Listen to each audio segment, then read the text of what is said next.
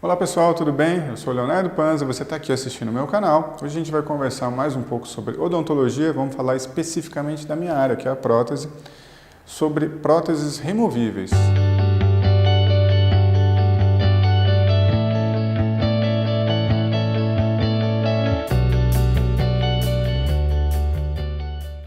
Pessoal, a forma mais comum até hoje no Brasil de reabilitação de dentes múltiplos, de falhas múltiplas, é a prótese parcial removível. Então você já deve ter visto chegar até o seu consultório, ou talvez tenha até feito alguma prótese removível para o seu paciente, usando aqueles sistemas de resina flexível, né? Os pacientes gostam muito normalmente, eles relatam muito conforto no uso delas. Será que isso é bom? Será que não é? Você já parou para pensar? Já estudou um pouquinho a respeito disso? Eu já. Então eu queria dividir aqui com vocês um pouquinho do que eu já estudei a respeito do assunto. Segundo os próprios fabricantes, o uso para esse tipo de material deve ser indicado de uma maneira não somente com o material. Ou seja, quando você vê, igual você está vendo aqui nessa imagem, uma prótese flexível que o paciente amassa, fala, não, essa prótese aqui é totalmente flexível, não machuque nada o paciente e tal. Tem gente que usa esse artifício, né, para que o paciente seja meio que convencido a fazer esse tipo de prótese.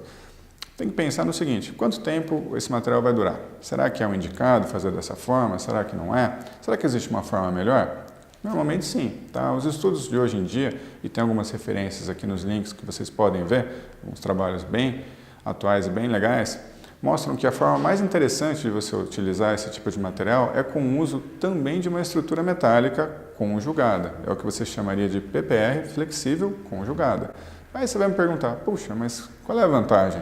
A vantagem continua sendo o uso, ou melhor, o não uso do metal na área estética. Então, o que o paciente costuma reclamar para você? Falar, ah, doutor, não quero esse grampo aparecendo aqui nesse dente, esse grampo de metal. Se ele vai ter um grampo ali naquela região, um braço de retenção do grampo, vamos usar o nome correto, que é de resina flexível, normalmente ela vai ser da cor da gengiva e não vai trazer o desconforto estético que o outro grampo traria. Ou seja, você usa o benefício da resina e ao mesmo tempo você consegue usar o benefício que traz a integridade da armação metálica, da estrutura metálica da sua PPR. Você usa as duas vantagens das duas. No início, para a confecção dessa peça, ela vai ser confeccionada numa estrutura metálica muito parecida com a convencional. Você vai provar essa estrutura, vai ver se está bem adaptada.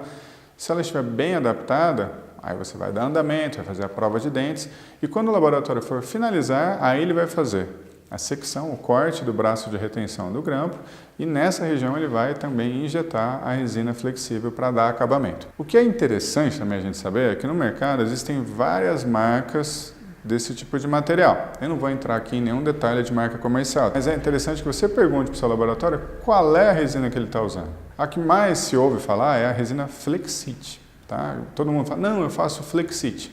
Flexit é uma marca comercial. Então, pergunte para o seu laboratório se é essa mesmo que ele está utilizando ou se é alguma outra marca. Também existem outras marcas comerciais de boa qualidade aqui no Brasil. Porém, existem determinadas marcas que não são bem interessantes, que não tem nenhum estudo a respeito. Então, dá uma pesquisada antes. Né? A gente dá um Google, né, como se diz, por tanta coisa, faz uma pesquisa um pouco mais abrangente, entra num site específico da área, dá uma olhada nesses artigos aqui embaixo, dá uma estudadinha sobre e vê, puxa, essa resina aqui tem estudos a respeito, é bacana utilizar. Por que eu estou falando isso? A gente vai fazer um tratamento para o paciente que não vai durar uma semana, nem duas. Esse tratamento o paciente vai ter na boca por anos. Quanto melhor for a estabilidade de cor dessa resina, ou seja, ela vai ter menos manchamento, o paciente não vai ficar aborrecido com isso, consequentemente, ele não vai levar o aborrecimento dele até você. Melhor vai ser a resistência que essa peça vai ter, melhor vai ser a capacidade dessa resina de sofrer polimento, de sofrer algum ajuste se for necessário, porque algumas que têm umas marcas que não são tão legais, praticamente não admitem ajuste ou a resina vai ficar numa situação que não é legal para que o paciente fique com aquela peça em boca. Então, se informe a respeito disso, tá? Espero que essas informações que eu trouxe aqui para vocês sejam úteis, vocês tenham gostado, se servir para alguém também que vocês conhecem, compartilhem o link, tá bom? No próximo vídeo a gente volta a conversar sobre outros assuntos da odontologia e a gente se vê por aqui. Um abraço e até a próxima!